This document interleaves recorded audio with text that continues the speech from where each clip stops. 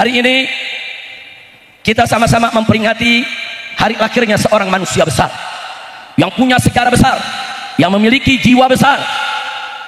Dan saudara, beliau dibesarkan oleh yang maha besar, tidak lain dan tidak bukan peringatan maulid Nabi besar Sayyiduna Muhammad Sallallahu Alaihi Wasallam. Nabi yang kita peringati maulidnya pada hari ini adalah seorang Nabi yang dikatakan oleh Allah dalam Al-Quranul Karim sebagai rahmat untuk semesta alam. Saudara, itu sekaligus menjadi dalil, menjadi bukti kalau beliau adalah manusia yang sempurna. Nabi itu umatnya kagak tegaan, bawaannya kesian lagi sama umatnya, saudara. Perhatian betul, makanya jangan kaget, saudara. Dulu, saudara, ada seorang perempuan muslimah dikerjai di pasar Yahudi sehingga jilbabnya ketarik, auratnya kelihatan, saudara. Tahu apa yang terjadi? Luar biasa, Nabi murka, Nabi marah, saudara. Nabi kumpulkan para sahabat, dikumpulkan dalam masjid. Apa Nabi katakan? Demi Allah, Qainuqa, orang-orang Yahudi daripada suku Qainuqa, mereka sudah membatalkan perjanjian damai dengan kita. Kita perjanjian damai dengan mereka bukan untuk mereka melecehkan wanita kita, bukan untuk mereka merendahkan wanita kita, bukan untuk mereka mengganggu wanita kita.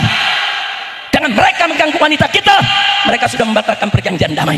Nabi siapkan pasukan, diserangnya Bani Qainuqa, saudara. Kenapa? Cuplikan sejarah ini saya mau sampaikan pada hari ini, saudara. Singkat saja. Satu perempuan dihina oleh orang-orang Yahudi. Nabi murka, Nabi kirim para tentaranya diperangi Bani Qainuqa. Lalu bagaimana sekarang? Perempuan-perempuan kita di Palestina, saudara. Perempuan-perempuan di Palestina ribuan yang diperkosa, disiksa, dibunuh, anak-anak kita yang dibantai, saudara, dihabisi.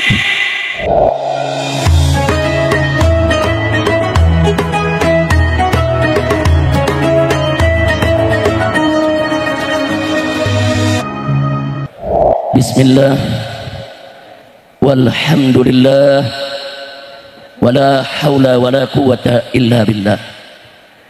Ashhadu an la ilaha illallah wahdahu la syarika lah, wa ashhadu anna sayyidana Muhammadan abduhu wa rasuluh la nabiyya ba'dah. Allahumma salli wa sallim wa barik ala sayyidina wa habibina wa syafi'ina wa maulana nabiyyina Muhammadin وعلى آله الطاهرين الطيبين وأصحابه الغر الميامين ومن تبعهم بإحسان إلى يوم الدين. أما بعد، سيادة الحبائب الشرفاء وسعادة العلماء الفضلاء وفضيلة الأمراء الكرماء وجميع الحاضرين والحاضرات الأحباء الأعزاء رحمكم الله. في هذه المناسبة السعيدة وبمثل هذا الاجتماع المبارك لا أنسى أن أوصيكم جميعا ونفسي بتقوى الله وبطاعة رسول الله صلى الله عليه وسلم. فنسأل الله سبحانه وتعالى أن يهدينا إلى صراطه المستقيم ويجعلنا من المتقين ويدخلنا جنته جنة النعيم بحق سيد المرسلين والحمد لله رب العالمين. تقبل الله منا ومنكم فتقبل يا كريم.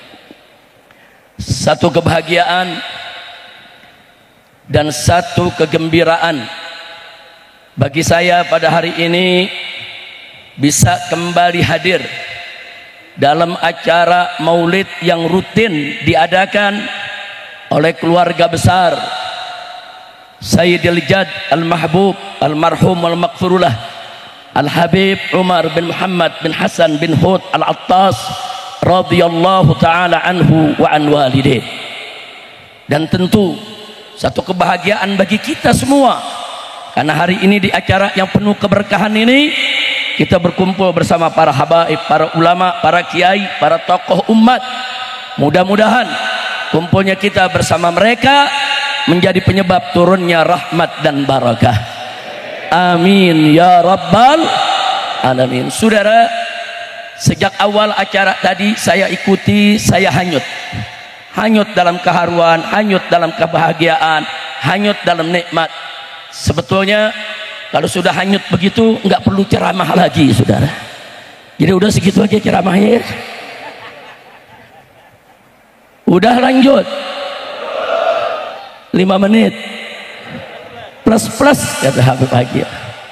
Baik, kita sampaikan terima kasih dan penghargaan kepada keluarga besar Sahibul Haul, anaknya, cucunya, cicitnya, menantunya, wabil khusus dari putra-putra daripada Habib Salim bin Umar bin Hud Al-Attas, yaitu yang selama ini bekerja sama bahu membahu gotong royong untuk terus melanjutkan memakmurkan baik majelis taklim maupun majelis maulid yang dulu dirintis oleh Habib Umar bin Hud Al-Attas, yaitu akhina Al-Fadil Al-Habib Agil bin Salim bin Umar Al-Attas. Begitu juga saudaranya yaitu Habib Muhammad bin Salim bin Umar bin Hud Al-Attas, dan juga Habib Muhsin, saudara, dan masih banyak saudara yang lain. Tidak saya sebutkan satu persatu nama-namanya, tapi yuk kita doakan agar semua keturunan Habib Umar bin Hud, saudara, dipanjangkan umur oleh Allah dalam taat dan ibadah, dalam sehat walafiat, diberikan keberkahan dalam setiap langkah perjuangannya, diberikan kemenangan dalam dakwahnya, dan diberikan kebahagiaan dari dunia hingga akhiratnya. Amin ya rabbal alamin. Ahibail kiram, singkat saja, hari ini kita sama-sama memperingati hari lahirnya seorang manusia besar yang punya sejarah besar, yang memiliki jiwa besar, dan saudara, beliau dibesarkan oleh yang maha besar, tidak lain dan tidak bukan peringatan maulid Nabi besar Sayyiduna Muhammad Sallallahu Alaihi Wasallam. Nabi yang kita peringati maulidnya pada hari ini adalah seorang Nabi yang dikatakan oleh Allah dalam Al-Quranul Karim, faqala ta'ala wa ma arsalnaka illa rahmatan lil alamin. Saudara, kalau Nabi dikatakan sebagai rahmat untuk semesta alam, saudara, itu sekaligus menjadi dalil, menjadi bukti kalau beliau adalah manusia yang sempurna, al-insanul kamil. Kenapa? Karena kalau beliau tidak sempurna, mustahil menjadi rahmat untuk semesta alam. Kalau beliau tidak sempurna, mustahil beliau diutus sebagai rahmat untuk semesta alam. Dengan beliau diutus sebagai rahmat untuk semesta alam, menjadi dalil sekaligus bukti bahwa beliau adalah al-insanul kamil, manusia yang sempurna. Dalam ayat lain Allah nyatakan, faqala ta'ala wa qad ja'akum minallahi nurun wa kitabun mubin. Telah datang kepada kamu sekalian, hei umat manusia, hei umat Islam, dari Allah. Apa yang datang dari Allah? Nurun, sang cahaya, wa kitabun mubin, dan kitab yang begitu nyata dan jelas, saudara. Kitabun mubin adalah Al-Quranul Karim. Lalu siapa nur? Qad ja'akum minallahi nur, telah datang kepada kamu nur, sang cahaya. Sang cahaya di sini tidak lain dan tidak bukan sebagaimana dikatakan oleh para ahli tafsir, ahli sunnah wal jamaah, nur yang dimaksud adalah Nabi kita Sayyiduna Muhammad Sallallahu Alaihi Wasallam. Saudara, kalau Nabi kita tidak sempurna, enggak nantinya disebut sebagai sang cahaya, enggak nantinya disebut nur. Dan yang menyebut beliau nur bukan manusia, saudara, bukan malaikat, bukan jin, tapi Allah. Allah yang maha sempurna, Allah yang maha agung. Dialah yang menyebut Nabi kita sebagai nur, cahaya. Saya tanya semua saudara, siapa yang maha sempurna? Siapa yang maha sempurna? Jawab yang kompak, siapa yang maha sempurna? Siapa yang maha agung? Siapa yang maha mulia? Siapa yang maha besar? Takbir. Sallu ala Nabi. Saudara, Nabi yang kita peringati maulidnya pada hari ini adalah Nabi yang digambarkan oleh Allah untuk kita yang begitu peduli kepada umatnya, saudara. Allah berfirman dalam Al-Quranul Karim, faqala ta'ala, laqad ja'akum rasulun min anfusikum azizun alaihi ma'anittum harisun alaikum bil mu'minina raufur rahim. Sadaqallahul azim. Luar biasa, saudara. Ini ayat dahsyat. Apa kata Allah, saudara? Laqad ja'akum, telah datang kepada kamu sekalian, hei umat Islam, telah datang kepada kamu sekalian rasulun, seorang rasul, seorang utusan Allah dari jenis mana? Min anfusikum, dari jenis kamu sendiri. Artinya rasul yang diutus ini bukan jin, bukan malaikat, tapi dari jenis kamu sendiri, yaitu manusia.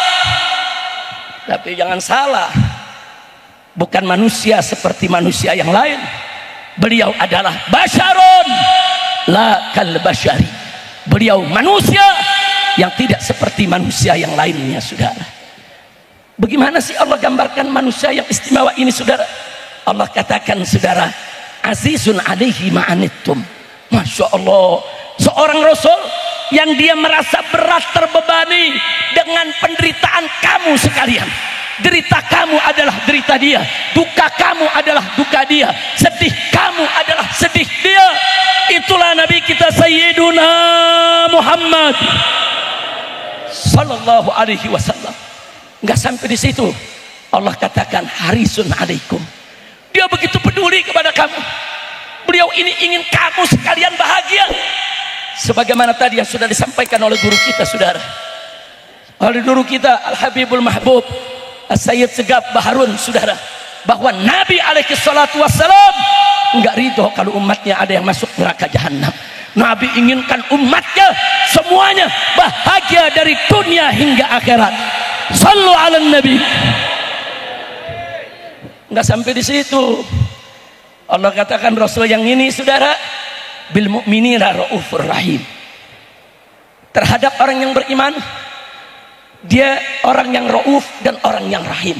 Rauf dan rahim di sini bukan untuk Allah, tapi untuk Nabi, saudara. Allah mengambil dua namanya. Rauf nama Allah, Rahim nama Allah. Allah ambil dua nama Allah yang begitu mulia, Allah sematkan untuk Nabi kita Muhammad sallallahu alaihi wasallam. Apa sih arti Rauf dan Rahim? Rahim, penuh cinta kasih, saudara. Penuh cinta, penuh sayang. Nah, sedangkan Rauf dari kata Ra'fah, yaitu orang yang welas asih. Atau kalau orang Jakarta bilang kagak tegaan, saudara. Nabi itu umatnya kagak tegaan, bawaannya kesian lagi sama umatnya, saudara. Perhatian betul. Makanya jangan kaget, saudara. Dulu, saudara, ada seorang perempuan muslimah dikerjai di pasar Yahudi, sehingga jilbabnya ketarik, auratnya kelihatan, saudara. Tahu apa yang terjadi? Luar biasa, Nabi murka, Nabi marah, saudara. Nabi kumpulkan para sahabat, dikumpulkan dalam masjid. Apa Nabi katakan? Demi Allah, Qainuqa, orang-orang Yahudi daripada suku Qainuqa, mereka sudah membatalkan perjanjian damai dengan kita. Kita perjanjian damai dengan mereka bukan untuk mereka melecehkan wanita kita, bukan untuk mereka merendahkan wanita kita, bukan untuk mereka mengganggu wanita kita. Dengan mereka mengganggu wanita kita, mereka sudah membatalkan perjanjian damai. Nabi siapkan pasukan, diserangnya Bani Qainuqa, saudara. Kenapa? Cuplikan sejarah ini saya mau sampaikan pada hari ini, saudara. Singkat saja. Satu perempuan dihina oleh orang-orang Yahudi. Nabi murka, Nabi kirim bala tentaranya diperangi Bani Qainuqa. Lalu bagaimana sekarang? Perempuan-perempuan kita di Palestina, saudara. Perempuan-perempuan di Palestina ribuan yang diperkosa, disiksa, dibunuh. Anak-anak kita yang dibantai, saudara, dihabisi. Baru 2 perang terakhir saja, belum sebelumnya, saudara. Dua perang terakhir dari 7 Oktober 2023, saudara. Anda tahu, saudara, orang yang mati syahid sudah dibunuh, saudara, oleh tentara Israel. Enggak kurang daripada 65.000 syahid, saudara. Dan diantaranya banyak anak-anak yang enggak punya dosa, yang enggak ngerti apa-apa. Enggak sampai di situ, saudara. Yang terluka, yang cacat permanen saat ini, saudara, yang putus tangannya, putus kakinya, buta matanya, rusak pendengarannya, ada 150.000 orang, saudara. Dan pengungsi Palestina saat ini 1,9 juta orang. Kemana pemimpin-pemimpin Islam? Di mana itu negara-negara Arab yang bertetangga dengan Palestina, saudara? Di mana itu Yordania? Di mana itu Saudi Arabia, saudara? Di mana itu Mesir? Di mana itu pemimpin-pemimpin Arab, saudara? Nabi, satu perempuan muslimah dihina, saudara. Nabi murka, Nabi kobarkan perang melawan Yahudi. Andai kata Nabi ada di tengah-tengah kita pada hari ini, Nabi lihat itu semua, saudara, tentu Nabi akan bersedih, saudara. Ya, hari ini alhamdulillah, sebagaimana dikatakan oleh Habib Segaf tadi, kita bersyukur kepada Allah. Sejak pagi tadi kita membaca sholawat, kita membaca qasidah. Pasti kita punya Nabi senang, saudara. Pasti Nabi kita, saudara, akan senang gembira kepada kita semua. Tapi jangan lupa, Nabi akan lebih senang lagi, saudara, kalau kita bangkitkan kepedulian kita terhadap saudara kita di Palestina.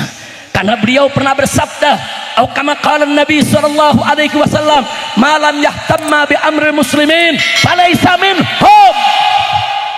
Barang siapa yang tidak peduli dengan urusan kaum muslimin, dia enggak termasuk golongan orang Islam. Peduli, saudara, peduli. Kita harus peduli, saudara. Nah, baik, sebelum saya akhiri, saudara, saya mau kasih tahu sedikit saja bahwa bumi Palestina itu milik umat Islam, bukan milik Israel ataupun milik Yahudi, saudara. Dulu, saudara, ketika tahun 1880 miladiyah, saudara, politisi Jerman, Austria, Perancis, Hungaria mencetuskan gerakan antisemitisme, saudara. Gerakan anti Yahudi. Yahudi di mana-mana dikejar-kejar. Yahudi di mana-mana diusir.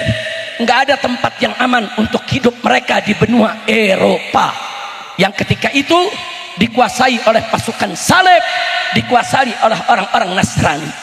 Lalu kemana mereka lari, saudara? Puncaknya, saudara, apalagi di zaman Hitler, dikejar mereka, dibunuh.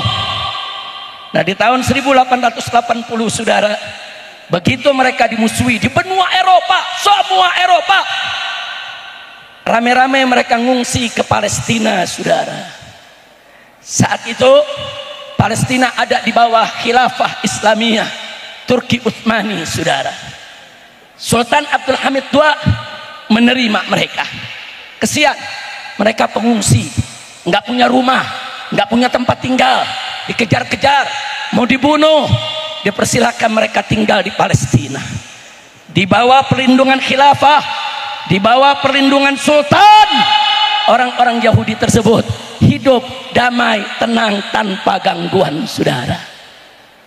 Kemudian 12 tahun kemudian, tahun 1882, orang-orang Yahudi di Rusia, di Inggris, di mana-mana Eropa, mereka rame-rame berbondong-bondong ingin masuk ke Palestina. Tapi dilarang oleh sultan, saudara. Kata sultan, yang pengungsi, yang dikejar, yang mau dibunuh, silakan masuk Palestina. Tapi mereka yang hidup tenang, aman, tidak diganggu, gak boleh ke Palestina, saudara. Itu kejadian. Bahkan, saudara, Selanjutnya di tahun 1900, saudara, Sultan mengeluarkan peraturan, orang Yahudi boleh sewa tanah, boleh kontrak rumah di Palestina, tapi haram mereka membeli tanah Palestina. Satu jengkal pun mereka nggak boleh beli, saudara. Nah, kalau ada yang bertanya, kenapa Sultan, saudara, kali ini begitu keras? Karena 2 tahun sebelum tahun 1900, pendiri gerakan Zionis yaitu Theodor Herzl, saudara, menggelar pertemuan internasional Yahudi sedunia, dan mereka mendeklarasikan gerakan Zionis. Apa itu Zionis? Gerakan, saudara, seluruh Yahudi sedunia untuk pergi ke Palestina dan membangun negara Yahudi. Makanya Sultan nggak kasih masuk. Oh, nggak beres nih. Dia punya niat mau bikin negara, dia punya niat mau ambil itu tanah Palestina, Sultan nggak izinkan. Tapi Sultan masih arif dan bijaksana. Kalau mau ziarah silakan, dikasih waktu 3 bulan, silakan keluar lagi dari Palestina, saudara. Jadi supaya Anda tahu, yang ngungsi ditampung, tapi kalau ziarah yang datang bukan ngungsi, disuruh pulang, saudara. Artinya Sultan Abdul Hamid sudah punya firasat, ini orang Yahudi punya rencana jahat, saudara. Singkat cerita, tahun 1914 pecah Perang Dunia I, saudara. Tahu apa yang terjadi di Perang Dunia I? Khilafah Islamiyah Turki Utsmani dikeroyok oleh negara-negara Eropa, saudara. Amerika, Inggris, Perancis, saudara, Hungaria, Polandia, semua rame-rame ngeroyok kesultanan. Dan akhirnya kesultanan kalah perang, saudara. Begitu kalah perang, wilayah-wilayah Islam banyak yang diambil oleh para penjajah. Di antaranya adalah Timur Tengah, dari mulai Maroko, Aljazair, Tunis, Libya, Mesir, saudara, sampai Jazirah Arabia, sampai ke Yaman di selatan, sampai ke seluruh negeri Sam, termasuk Palestina, saudara. Dibagi 2 antara Prancis dan Inggris, saudara. Dan Palestina bagian Inggris, saudara. Itu 1916, saudara. Dari 1914 sampai 1918 sampai 1920. Begitu Palestina ada di bawah tangan Inggris, Inggris mengizinkan seluruh Yahudi di dunia untuk kembali ke Palestina, saudara. Semua disuruh datang. Sultan udah tidak berdaya. Bahkan 4 tahun kemudian Sultan dikhianati oleh jenderal perangnya sendiri, saudara. Mustafa Kemal Atatürk, saudara. Sultan tumbang, keluarganya dibunuh, diusir, saudara. Dan Turki menjadi negara sekuler. Saat itu tidak ada khilafah, Turki berubah menjadi negara sekuler. Akhirnya apa yang terjadi? Negara-negara di bawah kesultanan sendiri-sendiri perang lawan penjajah, saudara.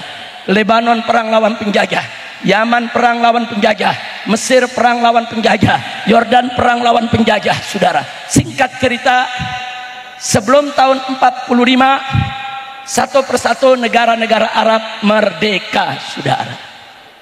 Tapi apa yang terjadi di tahun 45 tersebut, saudara? Dibentuklah Perserikatan Bangsa-Bangsa lewat bantuan Amerika, Inggris, dan Perancis. 2 tahun usia PBB keluar resolusi nomor 181 yang menyebutkan bahwa Palestina harus dibagi 2, separuh buat negara Israel, separuh untuk negara Arab yaitu Palestina. Catat ya, tahun 1947 resolusi nomor 181, saudara. Makanya tahun 48-nya, saudara, Israel dengan bantuan Amerika dan Inggris mendeklarasikan negara baru, namanya negara Israel. di bumi Palestina. Jadi Israel bukan yang punya tanah. Yang punya tanah siapa? Yang punya tanah siapa? Saya mau tanya, Israel atau Palestina?